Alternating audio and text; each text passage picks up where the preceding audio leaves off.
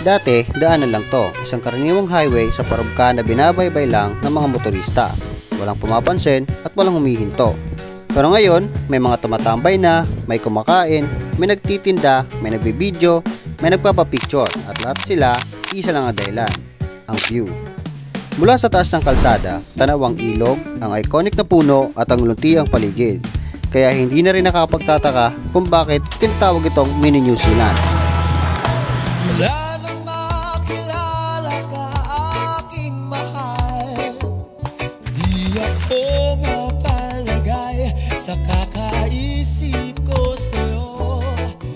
Dati, simpleng highway lang ito sa Parobcan, pero hindi may tatanggi ang magandang view nito sa baba. Kaya minsan, may mga motorista na humihinto para lang kumuha ng litrato. Hanggang sa dumating ang ilang content creators, tinuna ng video ang lugar at dito nabuo ang bansag na mini New Zealand. Kopapha! Kopapha? Yan! Kopapha? Yan! Ngayon, hindi lang mga motorista ang dumadayo dito. Dumadayo na rin ang mga tao, kasama ang pamilya, kabataan, at maging ang mga nag-content rin. May mga nagtitinda, may mga nakikipagkwentuhan, at may mga simpleng nag-i-enjoy lang ng tanawin. Kamakailan, nagbahagi ako ng isang what if post tungkol sa lugar na to, at dito nagsimula ang mas malalim na usapan. Marami ang natuwa, pero marami ang nagpayo tungkol sa kalinisan, sa preservation ng view, at higit sa lahat, ang safety dahil sa highway ito.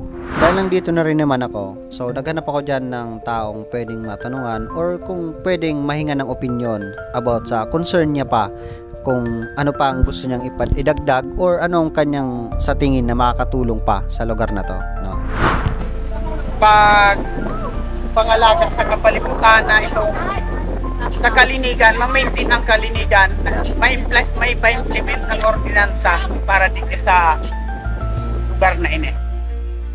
Hindi may kakaila. Nakaka-overwhelm ang pagbabago ng ating bayan. Mula sa isang tahimik na highway, ngayon isa na itong bagong pasyalan na dinarayo ng marami. Isang sinyales na ang presentasyon ay unti-unti nang nakikilala.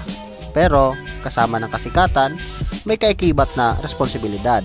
Kailangan nating pangalagaan ang kalinisan, respetuhin ang lugar, at tiyakin ang kaligtasan ng bawat tumarayo dito.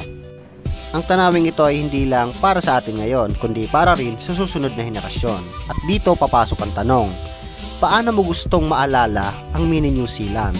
I-share mo ang iyong opinion at kung ano ang tingin mo dapat bang pamahalaan, ayusin o basta nating pahalagahan sa simpleng paraan. Kasama ka sa kwento ng pagbabagong ito. Shoutout kay Lionel Delpino. Nahaling ko na naman. Baka masabi na naman na shoutout. Let's go. Ano?